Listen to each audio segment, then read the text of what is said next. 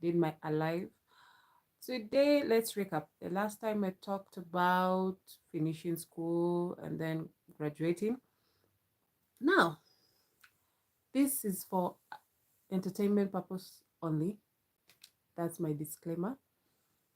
Trying to remember the times my friends and I used to go out together, and some of the crazy times that things happened that we didn't realize happening. Um, there's this one time, I did a birthday party on a weekend. My birthday is on 4th July. It's already passed. Uh, so I did it on a weekend so that at least friends who are busy within the weekday, we can have a come together, have some cake, have some drinks, have fun, dance the night away. So this one time I remember we met up at a club that was called City Space along Moi Avenue in Nairobi. Right now it's a gaming arcade. Um, we met. I had bought myself a cake, a 2 kg Black Forest cake. I love cake, especially chocolate and Black Forest. So we met in the club, had some drinks um, before cutting the cake. Around, I think I cut the cake around midnight. We were having fun. At the same time, I was texting this guy I was dealing with. We had agreed that after the party I'm having in town, we can meet up in South Bay and hang out. We will go with even with my friends because his friends were also there.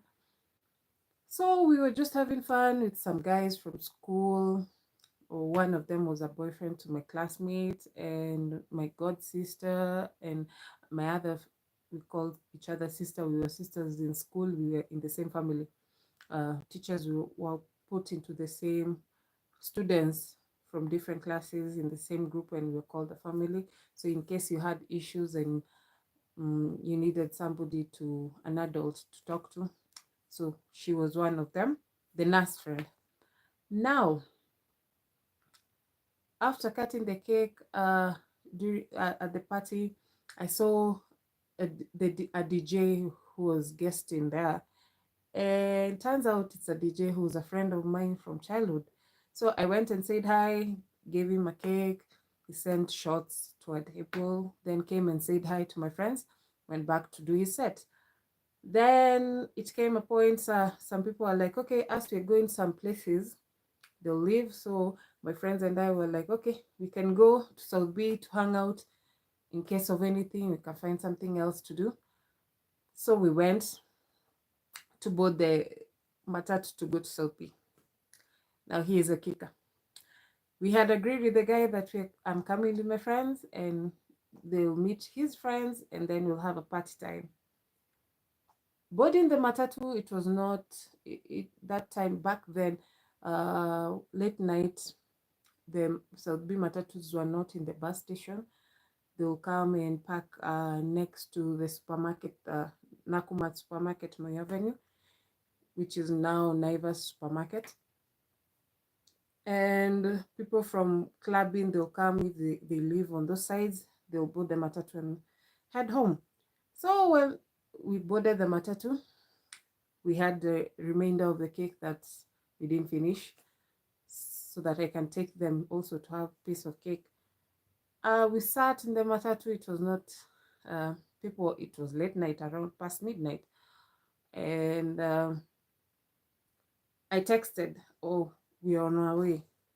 No reply. I called. He didn't pick up. So I was like, okay, I don't want to go there. Then the plans bounce. Then we have to come back. That's a lot of hassle.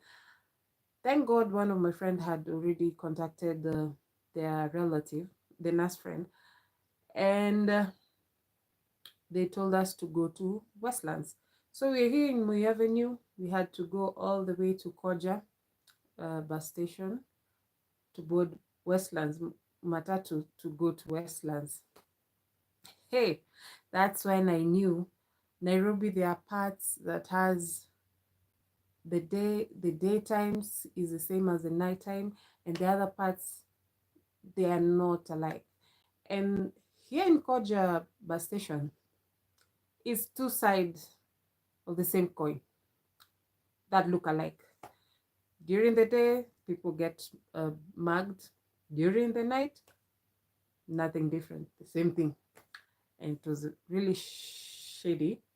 So when we arrived there, I was still carrying the cake box with cake, and I had my um, sling bag. I was wearing a mini. Also, my friends, actually, all of us were wearing mini skirts, not planned. So we in the stage, we started inquiring the touts who are calling out to know if they are going where we are going. While we were doing that, we started seeing people surrounding us, and we were like, okay, okay, so do we put the matatu? As we were thinking that, one of the guys who had just popped out of nowhere, me being the easier target because I was carrying a box of cake and my bag was hanging, he grabbed my bag and flicked it out of me. The bag, what do we call it? The bag handle, because I was wearing across my body, it cut off. And since he did it with a lot of force, the leather strap cuts really, really, it burns on my skin.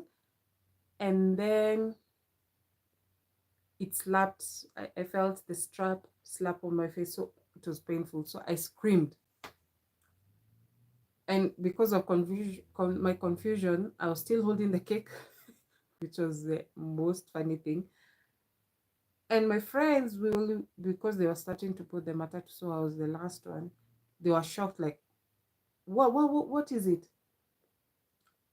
Still holding the cake, I was like, my bag, my bag, my bag.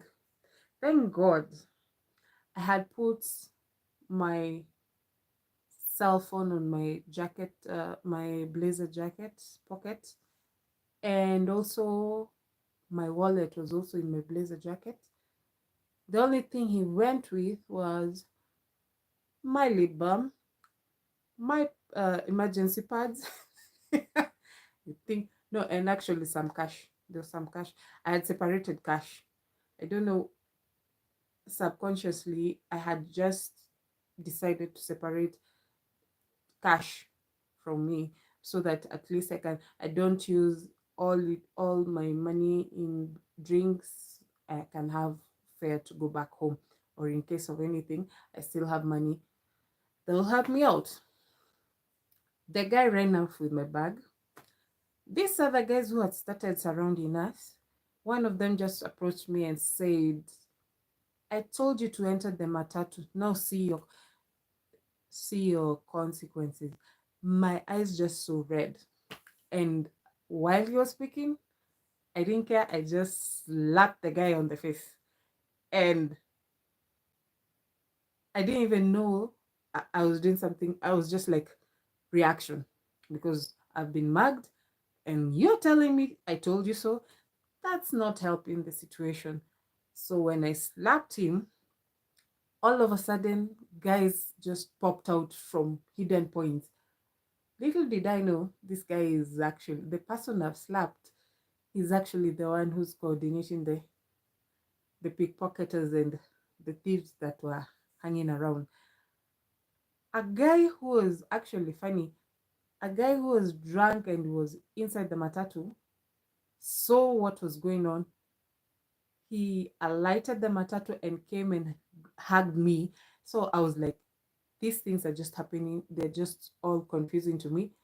And all of a sudden, he hugged me, babe, just calm down, calm down. We'll go. So he tried to persuade me. My friends were like, who's this guy? Where did he come from? And I can say that was an angel sent. He was like, when he hugged me, he told me, he just whispered, you just slapped one of the big leaders of this gang. And I was like, oh, My quick reflex. So he told me, no, no, no, babe. Then he tried, I'm sorry. He told them, I'm sorry, I'm sorry. My baby is just high. Let's just go. I'm sorry that happened. So for them, at least they saw, hey, at least we've gotten the handbag of this lady. Let them go. I think she's the one with the money because she was carrying the cake. So we went back to City Space. Even the DJ saw us and, what? Why are you back? And who's this guy? The guy actually took us all the way back to the club. And he was like, you guys don't really know what happens in that stage. And I was like, why? Okay, things can really go off in the most awkward position. Now we are back in the club, and I was like, okay, let's drink. And they looked at me, with which money? I was like, no, I'm okay. I can drink a couple. I had some cash somewhere. And at least my friends also say they will buy me shots so that my nerves can calm down. No, out of the frying pan into the hot fire. This guy who just saved us when we were in the club, he was like, so now can we go to my place? And I was like, I thought you saved me from the kindness of your heart, or for a damsel in distress. Why suggest me to go with you in your place? Why? Or did you arrange all this to happen so that you can be lucky?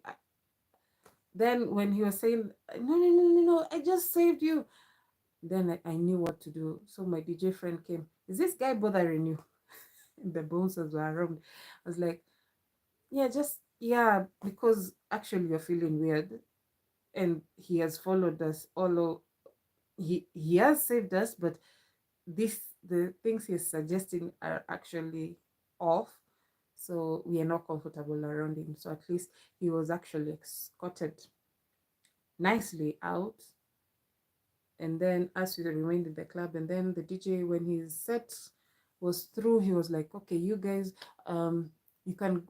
Then I told him what had happened. So he was shocked, like, okay, we'll go home to my home. So at least this is somebody I know, and at least he knows most of my friends. So we went home to his home in Resambo. I didn't even know which road we used. We just found ourselves in his house, and we were good. At least we slept. Now, from all this shock of being mugged and the shock of slapping somebody because of my quick reflexes, um, when I woke up in the morning, guess what? Being a girl is so weird because of different emotions. One, the guy I'm dealing with has just ghosted me. Secondly, I've been mugged. Thirdly, another guy who's trying to be a creep again. The person who actually saved me. And I woke up, oh, my periods came. But at least my friends had emergency pads, so I was sorted for that. Now I went home. I didn't even tell my mom what had happened. I just went home. I was still in a daze, like the last night just happened. That was the first, actually, yeah, actually, that's one of the scariest night out I ever had, because it was actually on 7th of 2012 or 2013. Yeah, yeah. And wow, if you save somebody, please just do it out of your kindness of your heart. Don't expect, oh, yeah, now she can be easy for me because I just saved her. No, it doesn't work like that. Maybe it had worked in the storylines of the Cinderella and all the damsel in distress. Not a typical African. No, it doesn't work like that. That was the first one. Now the second one. This is when actually I had graduated, and we had a girl group of girls. Most of us were girls who went to high school together, different classes, but we clicked. Then also in the same group, we added people in college with who we were cool with, mostly girls, and we'll make arrangements just because we are not in the same college. We'll have an outing to just from stress of life, just hang out, dance, drink, and have a good time. So we made an arrangement back in I think 2014, yeah, 2014 in June, the weekend before June 16th. We were to meet up. We were like trying because that time the club that we usually went to had closed down. That is Neti is along Thika Road. And then we are like, okay, we don't like partying in CBD, the Nairobi district. So we were looking, okay, where else can we party? So one of the girls who most of the time when we went out used to live in Dubai. So when she came back, she immediately got employed. So she used to work in a club every weekend, so she could not come out with us. She just suggested, okay, come to my where I work. It will be easy. At least I see you girls at the same time. Have a good time. Then we asked her, we've never heard of that club. How is it? How is the capacity of people? How is the drinks pricing? We were on a budget. We were still, most of us, some of us were not employed and we're just using our savings or some projects we had done, minute cash. Then she said, no, it's always packed. It's nice, good music, good vibes, good food. And it's a nice place, just a nice chilled place. We asked, oh, where is it? Oh, Karen. I was like, okay, the place, the directions. He said, oh, I know that place. It's near the primary school I went to. So I was like, I'll not get lost. It's actually on the road. We agreed that's where we're going to be. Me being me, I usually am in my friend group. I'm usually the first one to arrive so that I can book us nice seating and nice place, not next to the washing, to the to the girls washing, what's called washrooms, or anywhere place where it's cold or something like that. So when I got out of after eaten my dinner, got dressed. Actually, it was cold and it was raining that day. I went, I boarded Matatu. I was like, oh, you guys, I wrote in the group, you actually tell each other where we are. Some said, oh, we are getting ready, we're just getting ready. You just go ahead and book us a nice spot to stay. So I went and I found out our friend was lying to us. I arrived, the first one, kama kawaida, as always. And mind you, the club is only, the customers were only about 5 people. The whole club. It was like empty, but not that empty because 5 people are there drinking, having their drinks. And then as I was walking in, one of the 5 was walking out and very drunk, being escorted by one of the waiters to her car, which was shocking because she was just falling off her feet. And I was wondering, is she going to drive home in that condition? But I was told they, so I saw my friend, I was like, hey, nice pleasantries. And she was like, I asked her, that lady, will she make it at home in her condition? And she told me, no, actually, the waiter who took her to the car just opened the door for her, put her in the car, locked the door, came back with the keys and hand them to me. But my boss knows her, so she usually does that when she's super drunk. She says, just put me in my car, stay with the key until when in the morning I'll wake up, I'll just go home. I was like, okay, that's a weird way to live. I entered the club, it's empty, it's cold. Thank God that day I didn't decide to be risky and wear minis or any skimpy clothes. I just had a corduroy trouser, hipster, and I had actually a jacket, and I was warm. So I said, "Are you sure it's going to fill up?" And she was like, "Yeah, yeah, yeah. It's just early. People are starting." And mind you, that was around 10 p.m. People just flocking. Give it time. I was like, okay. Got to where I wanted us to sit. It was actually centrally placed. I could see the door. I don't know why I'm always self-conscious when I go to a new place. I usually need to look at all my exits, my back to the wall, but my eyes are very, I know where the exits are.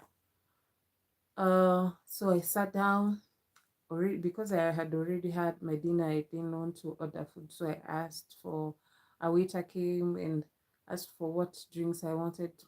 I gave her my order as I wait, texting my friends in the group, "Oh, where you guys? Where you guys? I'm already here." And my friends were like, "Why you see so eager? Are you sure there are people in that club? It seems like it's empty." I was like, "No, it's just I missed you guys. Just hurry up." Yeah, because obviously the club is really, really low of people. So after 1.5 hours, during that 1.5 hours, my first round of drinks have come. Mm, a guy comes, approaches me. Actually, I had spotted them, but I was not giving them any mind or time of my life. This guy came to my table and was like, "Hey, you're pretty. Can I sit with you?" I was like, "No, I'm waiting for some people, and they'll occupy these seats, all of these seats. So please, I like to be alone. Thank you." He was like, "Okay, you're lost." He went back. 20 minutes go by. I'm still texting these ladies, asking them, "Where you? Where you?" He comes back again. "I know you said you wanted to be alone, but I can keep you company until your friend comes." I'm like, "No, no, no, no. I'm good. Um, why keep me company and you've left your colleague over there? Just go back to them. I'm good where I am." And actually, one of my friends is inside the club. She's just working and I'm waiting for her to finish her shift. He went back. This guy came to my table more than 10 times. And every time I was like, "No, I'm good. Go back." The last time he came, he was like, "No, no, no, we can even come and sit, keep you company with my friend." I was like, "No, I don't want any company. My friends are just about to arrive." So one of my girlfriends, the nurse, arrived. So this guy is, so it's actually one girl, and it's like to their heads is her. You have the green light because we are two of us. Let's go and invade their table. Mind you, it's cold. I don't want to move from my table because I've kept my seat warm. I think that's the first mistake I did. My friend came, she asked for our drinks. We were just drinking. These guys said, "Okay, because you're two, let's join. At least and you're the only two that we're seeing who are young in this club. We can as well have fun, be in the same table as you wait for the other friends. If they come, we'll leave." My friend was like, "Do you know these guys?" I was like, "No." And I've kept on telling them I don't want their company. They don't want to listen. My friend was like, "Okay, let's see what they are about." So whenever I had the urge to go to the washroom, I'll tell my friend, "Look after my drinks." We didn't go like the way ladies are told that they go to the washroom together. No, I I need to use the washroom. I go alone. My friend looks after my drink. Or I made sure the drink I was drinking, I finished it and the other one is not opened. When she wanted to go, I'll tell her where they are. She goes, I'm still on the table. Very alert. So these guys were like, "Okay, do you ladies need more drinks?" I was like, "No, we are good. We'll buy our own drinks." This guy, They were like, no, no, no, no, no. We'll just treat you because at least we have had company. We have come to keep you company. We'll buy you drinks. I was like, no, no, no, no. We are good. They called the waiter. The waiter came and they said, bring bring another round of whatever they're having on our bill. The good thing about my friends and I, we usually drinks the drinks we ask for is drinks that we can pay for if in case the guys jump on that bill and actually will drink whatever you've paid. And before you even asked the waiter to open it, we were still nursing the other drinks that we were drinking. So we were not in a hurry for them to be opened until we saw they have paid for it. And since they insisted, okay. So at the same time while we were drinking, as we were talking, and them trying to chime in our discussion, it was really weird. They said, okay, actually we are hungry, but we cannot finish the meal. The way they serve the meals, it's a large portion. We'll kindly ask you to eat with us. I looked at my friend. My friend was looking at me like, these guys look like they are going to skip on the bill. Then we were like, but my friend says she knows most of the patrons that come to this club. So I went and asked her, do you know those guys? And she was like, yeah, yeah, yeah. They usually come here. Usually they're a large group and they spend a lot of money. I was like, okay, but do you really know them? Are they okay? So like, they don't do anything weird. I've never heard of it. Okay. So they requested the waiter to bring them meat and fries. It was brought. They started eating. Remember, I had already eaten my dinner, so I was not hungry. They're like, no, no, no, eat, eat, eat. To appease them, I took one piece of that meat. I ate. My friend also ate. And my friend was like, oh, I got out of the house hungry. So they're telling you to eat. Help yourself. Me, I'm good. I already ate. Now, it reached a point. The other friends that we were communicating in the group, some of them said, oh no, I can't make it. I went to see a boyfriend. Another one said, oh no, I was taken to another party in Rongai. You guys can come after. If that place has died down, you can come and join us in the other party. I was like, okay, I'd rather go to that party. So my friend was like, you good, yeah. We finished our drink.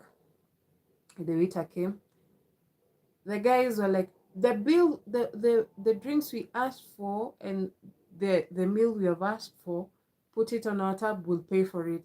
Them, they can pay for the drinks they drank before we sat with them. It's like, okay, at least the waiter at least the bill was paid and it was cleared. And then us, we paid for the drinks that we had drunk before they sat down. Now, here is where the doozy comes. The weirdest things I've ever experienced. We requested, because that time there was no Uber or Bolt to request online. It was only taxis that were working. We went to my friend who was working there. We told her, actually we'll leave, we'll go to the party we have been told to go to in Rongai. If and when you finish your duties and you still have time, you can also join. But can you request for us a taxi that you know the person who drives that taxi? And she was like, okay, yeah, yeah, yeah, I have a guy. She called the guy. The guy came. We started leaving the Ice Cube Club. It was called Ice Cube. Red Cube. Red Cube. When we were leaving, these guys are, you guys are going home. Hey, my friend, she was a little tipsy. She said, yeah, yeah, yeah, we're going to another party. But we didn't think of it like they will take it serious and want to go with us. And I was like, yeah, yeah, yeah, we're going somewhere else. We just get in our taxi and we go. They were like, oh, no, no, no, we can come with you. I was like, no, no, we are going to our friend's house and I'm not going to take in any stranger that I find in the club. I live in the club. I don't go with you anywhere. So they were like, okay, even us will just go home. I thought that was the end.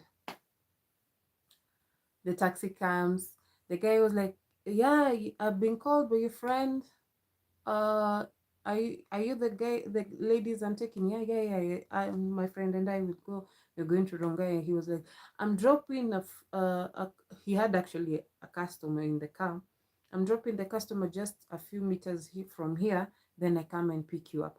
I was like, instead of you going and coming, can we go with you? You drop the customer and then we continue on our journey through the shortcut, through the road towards Catholic University, and then we joined Rongai Road. He was like, yeah, yeah, yeah, that's okay.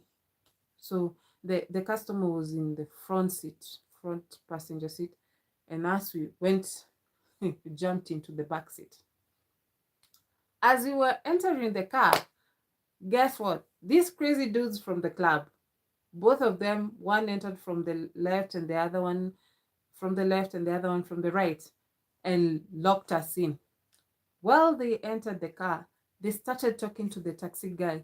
They know the taxi guy. And we were like, and then they told the taxi guy, well, okay, when you drop them off, then you can come and drop us off. We live here in Kuinda, a place called Kuinda in Langata. And I was like, we looked at my friend and I, we are looking at each other like, okay, if they are going to, okay, if we are dropped, it's okay for this guy to earn money. We have no problem with it. So we started our journey. That actually we could have refused and alighted that car, that taxi cab. But we didn't because we were just like, let's just go. This club is not a fun place. Let's just go. Now, the customer that was in front was dropped off. Then this guy who entered, where was I sitting? I was sitting on the left, on the right. So this guy was sitting, the one who was sitting, who entered through the left door, jumped into the front seat. So we remained three of us, my friend and I, and this other guy, the one who had started bothering me when I just entered the club. So the driver told us, where are you going? Told him we are going to Masai Mall. If you could drop us there, that's okay. Our friends will be waiting for us there. We are on the way, on the road, driving. This guy starts whispering to me, like, hey, didn't we have good time? I was like, yeah. And this is getting awkward. He was like, okay, so if after the party where we are going, you come back home with me. I was like, excuse me? Which party are we going with you? We are being dropped there. You are going home. Where are we going together? He was like, but I bought you drinks. Yeah, against whatever I told you I don't want to drink. Then he was like, but I also bought you food. I ate one piece of meat. Do you want me to pay me? Do I have to pay for that piece of meat with my meat? But I'm not paying you with my meat. My kitty is not for sale for one piece of meat. He was like, but I was nice to you all night. Okay, that's being human. Thank you. Then he was like, so you're not going home with me? Dude, I just told you I don't go with any guys from the club back home. If I meet you in the club, I leave you in the club. We go our separate ways. We came in separately and we live separately. We might have fun in the club, dance or talk and have a good laugh. That's it. But living with a guy from the club, no, that's not me. Then he was quiet for some moment. Mind you, we are still on the road going. Then he was like, if you're not going home with me, then let me throw myself as the car is going. My friend was like, what? She was not even in this conversation, but she had it. And I was like, what do you mean throw yourself out of the car? And he, I'd rather die because you're not going home with me. Oh, oh, okay, we are dealing with a crazy one. Actually told that to my friend, told my nurse friend in Kikuyu, we are actually dealing with a crazy one. We should not have allowed them to enter the car. Then he starts opening the car door. The driver is still driving. Opens the car door and says, I'm going to drop myself and I need to die. I'm like, we actually, you see how the chipmunks in the chipmunks movie holding to each other. That's how my friend and I were holding on to each other, because now this one is becoming a crazy, crazy scary. Then he was like, I'm going to throw myself. So are you going home with me? I was like, we were all shocked, shocked, looking at him like, are you serious? Because I, myself, and I refuse to go home with you because you bought me drinks. It's actually one round of drinks and a piece of meat so that I can sleep with you. You want to throw yourself out of the car? I just looked at him. Then so, I don't know, when you were talking in the club, he's saying that that's his cousin. Then again, that's his brother. It was different information. And we were alert from that point on. We were very alert. The taxi cab driver was like, you guys trying to rob me? I'm like, this stupid guy is going to get us in trouble. His cousin stroke brother turns around and looks at him and told him to his face in Swahili, nikiwa tu ujinga nitapiga risasi. In other words, translation, Nikki, stop your stupidity. I will shoot you with a pew pew. When we heard that, my blood went cold. I was like, what in the world have we gotten ourselves into? And the cab driver had that. And in the nick of time, we just got to the barricade, to the estate gate, so that we can, a few meters we drive towards the now Rongai Road. He stopped there because there were security guards that were easily to reach the policemen, and since it was a posh Karen place, they run very fast when they hear disturbance to the people who have money.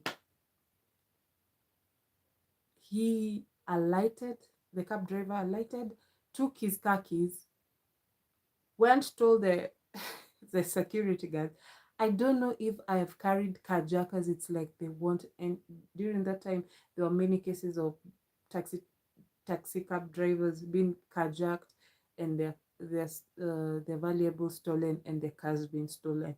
So to him, he was, I don't know if I've carried carjackers, and they've started threatening each other to shoot each other in the car. But I need police by now. My friend and I were still clutching on each other. So when he alighted and told the security guard like that, they were like, okay, we have an emergency car. You can board that, and then you go fetch the police station, which was Hadi, which was the closest there. Get the policemen to come and arrest them. My friend and I, since we knew we didn't do anything wrong, and we are the ones who had requested for this cab, we'll not go anywhere. We'll just give our statement. Innocent us knew that the police will do their due diligence and listen and compare notes from different angles and then let us go. The innocent ones. Actually, in our mind, we were like, we'll go and write a statement and then we'll be released and we'll go towards the party that we were told to go to in Rongai. Now, here's a kicker. When the taxi cab driver went with one of the security guys to fetch the police, and the car, he stopped the car in the middle of the road to access the estate. At that point, we don't have the car keys. We just my friend and I were still in the back seat, clutching on each other. Even the guys have not alighted the car. So it came. There was an estate resident who had come out of a party, actually a range spot that was full of guys. I think they were Hindi or something. So they wanted to go home, and our car was blocking the way. So the remainder security guys were like, okay, can you help us push the car out of the way so the resident can access it? While in that commotion, when we were pushing the car, these two guys, the Nikki and their brother cousin, ran off. And no one noticed. So we waited for the police came. Then the police came with their own Land Cruiser and also the security guards' car. When they came, they were like, okay, I hear there are boys, young men who are causing disturbance. Where are they? The security guards look at us, and as we are looking at them like, where did they were just here. The patrol car tried, because they could not have gone back the road that we came from, because now the nearest road to go, get a matatu was the Rongai road. So the police car went forward, and from where the car where we had stopped, the security gate, to where these guys were caught, actually it's the cab driver was telling us later on, it was around 500 meters. In a span of 2 minutes. I think they ran, and if they had weapons on them, they threw them or discarded them somewhere. No one knows.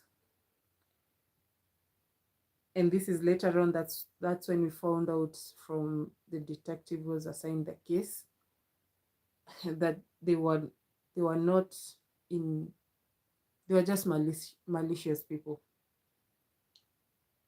So the police, where they caught them, they captured them and started harassing them a little bit, saying hi to them.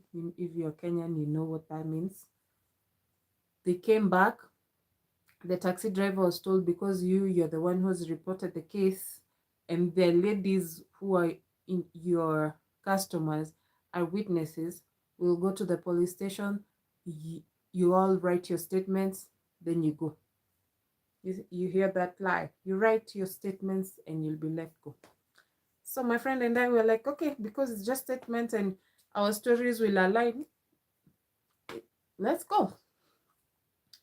I wish you said, take us to Rongai. When we went to Hadi police station, the guys were put in jail.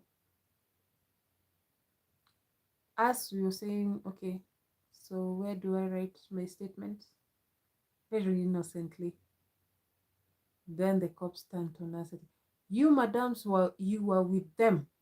Even you, remove one shoe, remove your belt, remove any electronics you have. Get in. Get get in where? And they were like, do it very fast and very now, at this very moment. So we complied. So we thought, okay, we'll write the statement tomorrow. You expected, you were put in a jail cell. Let me paint you a picture. The jail cell, it's just a cold room, a big room, uh, with high ceilings and high windows. The windows are on the upper floor, like the high ceiling. It was about double volume, around 4 meters high.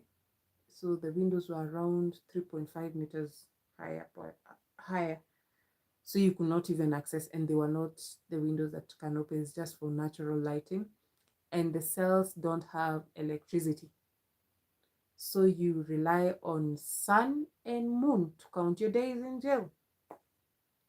I've never been in jail. That I've been to a police station, just passing through, never inside the jail cell. That night I was in a jail cell, and it was cold. After we entered the jail cell, you only have, each of us have one shoe. The pair, you only have one. And whenever you feel like going, now, this is the weirdest setting of jail cell. The room that we were put in the jail cell, the front desk where the OB is written, then behind it, that's where the cells are. There are two. There's now one side and the other side. And it's unisex, but we are separated. So us ladies, we're actually only two ladies in the whole cell. So we were put in one room, and the guys were put in the other cell, and that cell had other guys inside. I'll not accuse them as criminals, but some of them, we actually had their case the next day. They were criminals, and some maybe they were there because of, like us, just innocent people on the wrong place, wrong time. And then there was a corridor in between those two cells. We each had a door, but you can't lock it. There was just the main door from where the OB is. Hey. Then down after the cells, the washrooms, and they were filthy. Actually, that night I didn't have to go to pee or even use number two. Because of the shock that I'm inside the jail cell, I actually didn't feel to go to use the washroom. So the next day came on Sunday, on 17th. Our friends were worried, where were we? So we asked for our phones to actually contact our friends and family to see if they can come and help us out. So we told our friends, actually, we're in a jail cell. They thought it was a joke. And we were like, no, you're not joking. We actually called the girl who called the text. Another thing, the taxi driver, after he heard that we are supposed to enter the cell, he ran away. And he's the only one who could have attested that he was requested to only carry two ladies, and he did not stop this gentleman to enter his car. And we actually told him we were actually two. So we spent the night. The next morning, we contacted our friends. Some of them even passed by and bought us milk. We were hungry. I could not eat. Actually, I didn't eat. They bought us milk and cakes. So on inquiring the officer who was on the OB if our friends can help us to bail us out, they were like, no, we are told you have to wait for the OCS to arrive from church. It's a Sunday.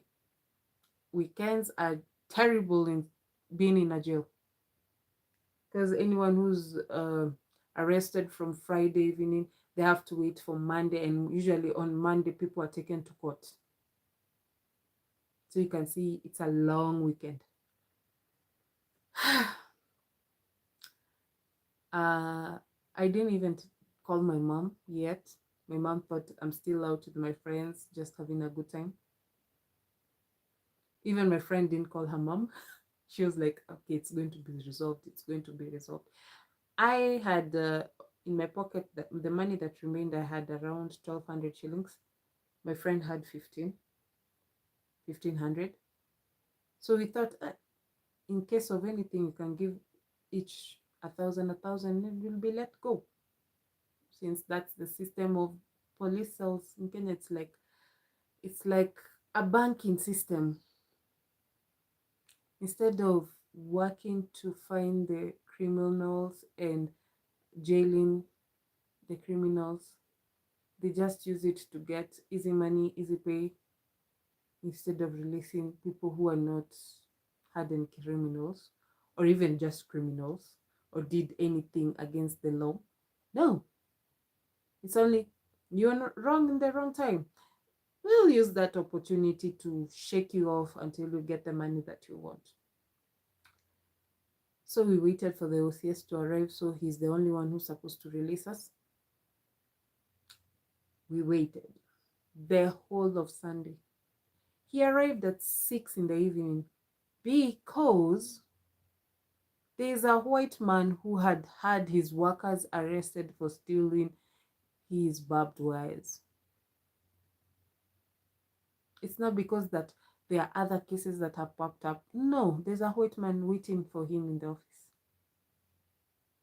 And the white man came after they talked to the OCS in the office.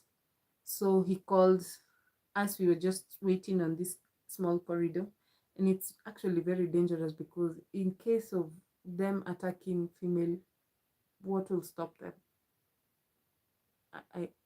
I, I'm even perplexed with the system, how jail cells are put. Anyway, the Mzungu comes and says, okay, the workers will be released. They'll work for him to pay back whatever things they stole from his compound. And then the Mzungu had the audacity to look at us and tell us, you should not be like these hardened criminals, ladies who are in jail cells on a weekend. My friend and I were like, do you really know why we are here? And you just passed judgment. The OCS looked at us and said, okay, I can listen to your case. And not from his office, just through that small gate separating the OB counter and the jail cells. We were told we were writing statement, and then when we got to the police station, we were told to enter the cell. We don't know what we did wrong. He looked at us and said, what are you going to offer?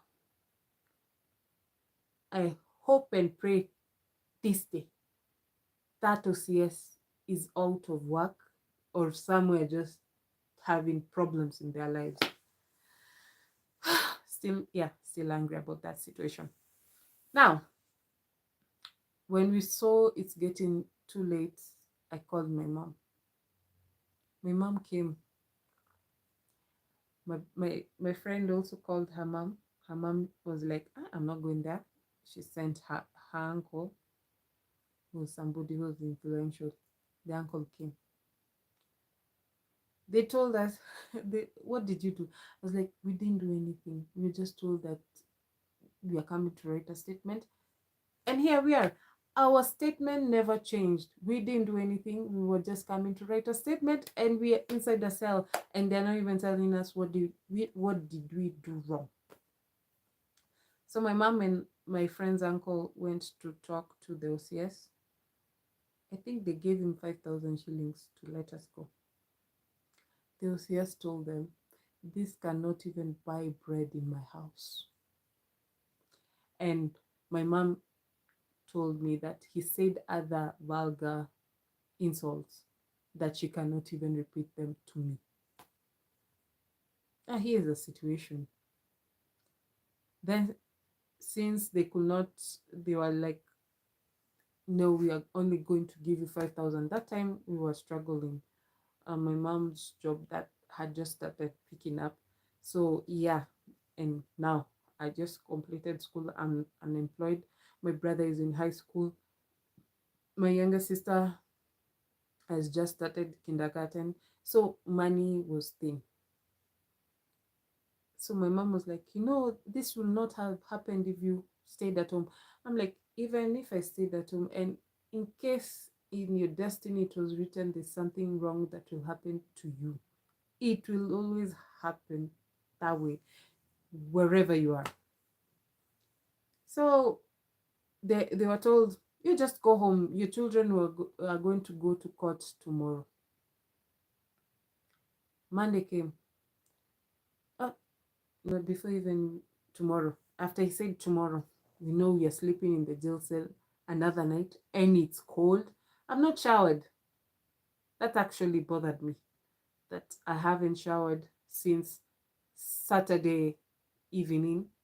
Now it's Sunday night. I haven't eaten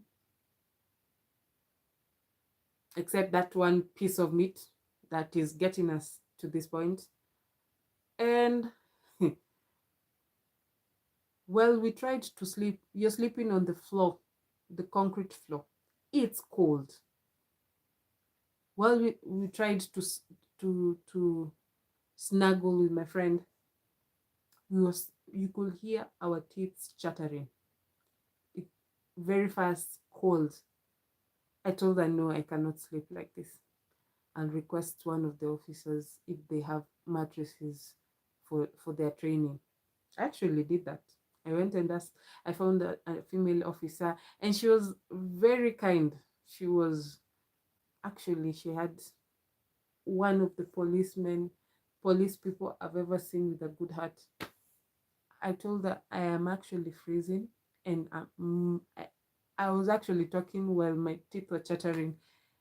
And if can you please help us with something to cover? Just if you have a blanket, please assist us with it. She looked at us and said, you guys have never been in this jail cell. I was like, no, we haven't. We have never gone against the law. So this is all so new to us. She was like, okay, I'll help you. She went and came back with a colleague of hers, gave us a mattress, actually two, gave us bed sheets and blankets. And she told us, make sure you wake up before uh, early morning at around 7. I don't want the OCS to find this in your cell. Now, the workers that were for the white man had gone home. So the male cell only had the guys who messed our Saturday evening, and our cell had us. We were only 4 people in that jail cell. But us, we slept on a mattress and we covered in a blanket, and we were warm. We slept nicely or peacefully as you can in a cell. Then in the morning, we packed them, gave them back, and really thanked her for that. Then the next shift that came in, the lady who was on the OB told me to come and wash their front desk area. After all that, and mind you, I don't have one shoe, and they'll not give you the other shoe even if you're washing for them the front side. So I told my friend, give me your other shoe. You remain without shoes because the cell was actually clean. It's only the walls that were filthy. So we slept in the middle of the cell, not to touch the wall. The wall was just full of human excrement. Yeah, that disgusting. So I washed. Then the OCS came and told us, so your case, before you go to court, you have to write a full statement of what occurred. At the same time, the taxi cab also had arrived. I saw the guy, I wanted to strangle him. But I was like, no, you don't want to go to prison for that. You just play it cool. I didn't even want. He was like, I'm sorry. He was actually apologizing. I'm like, it's a little too late. I've spent 2 nights in a cell. Why are you telling me sorry right now? So I wrote I was the one, that morning, that early morning, my mom, she was supposed to be at work, but she was there. That's when you realize your mother is always there for you through thick and thin. She was there. And my friend's uncle was also there. So we were told your statements will be recorded, and then from then we can decide if you're going to court or you're going to still remain in the cells or you're going home. I don't know if he accepted any. No, the guy didn't. The CS didn't take any money from then after the insults he did the previous day. So now we are going through the system. Now, the detective who was given our case was a lady. She told me I was the first one to. Before we went there, these guys, they're still up to no good.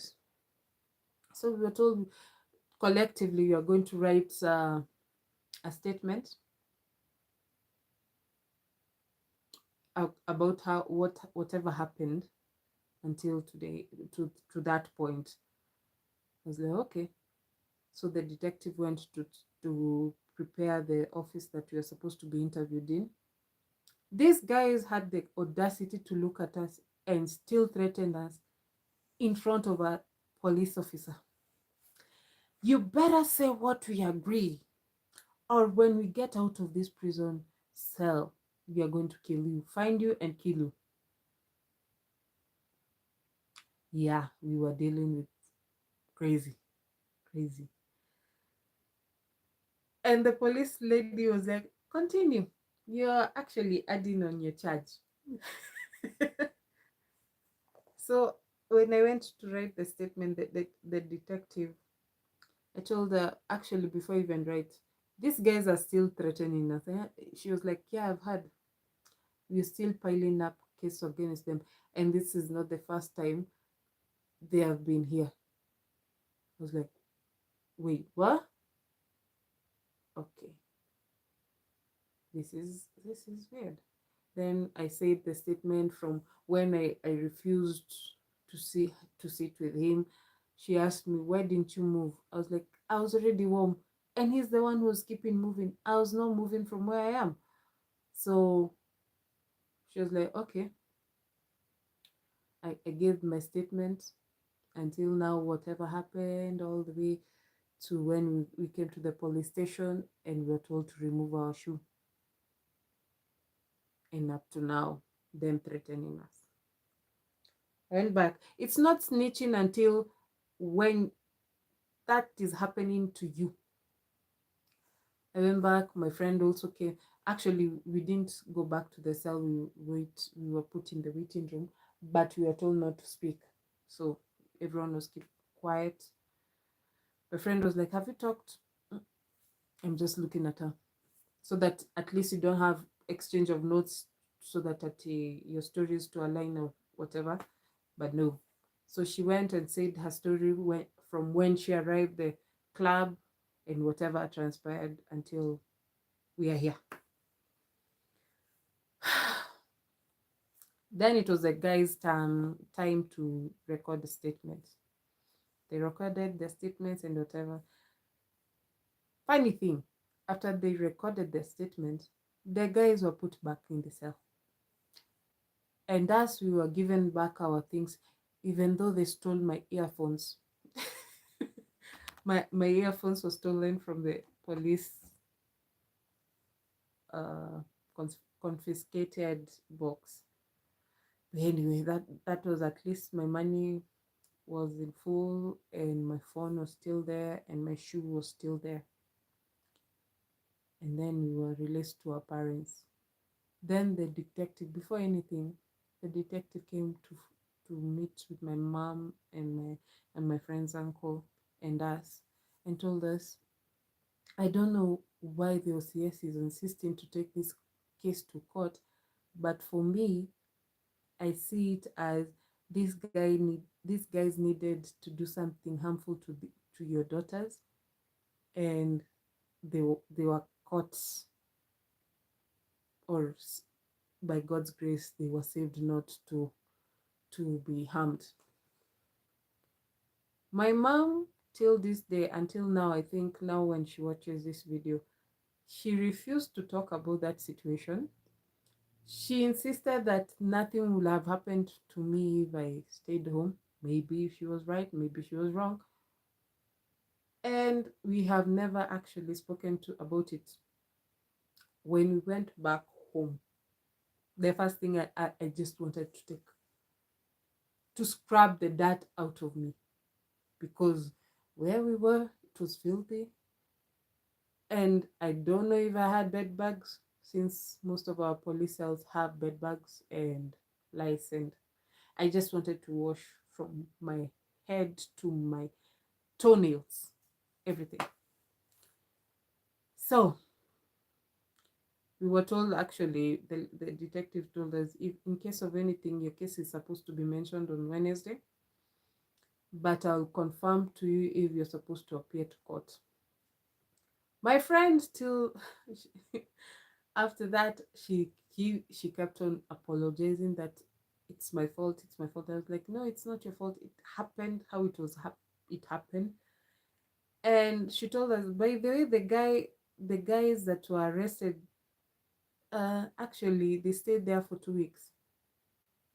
He was released after 2 weeks, meaning there was a case against him, or maybe where they went to run off.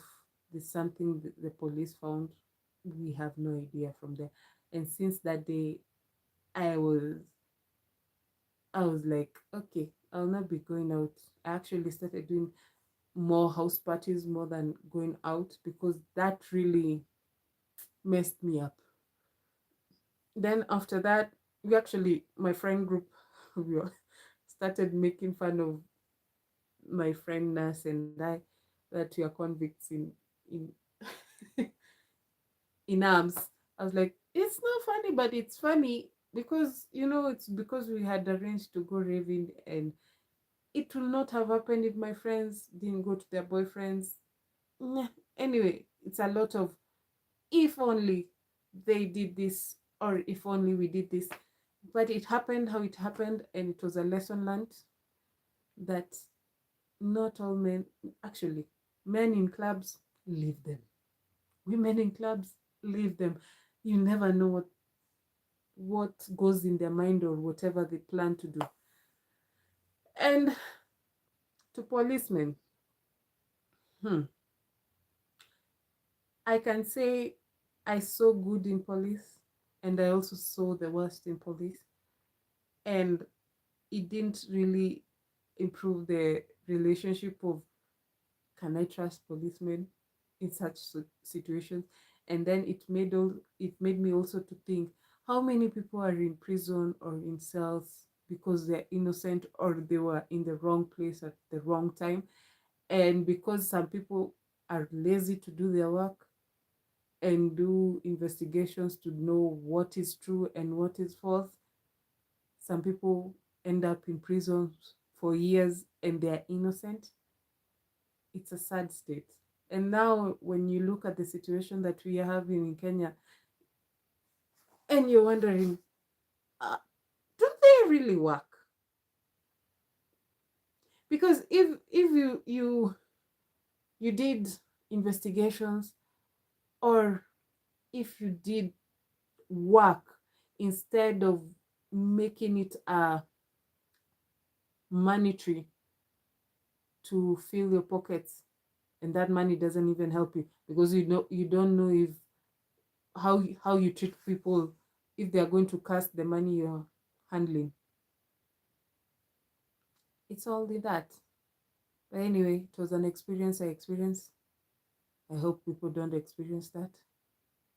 And yeah, I can say I have been on the other side of police uh, goodness, and also the weirdness and craziness and badness.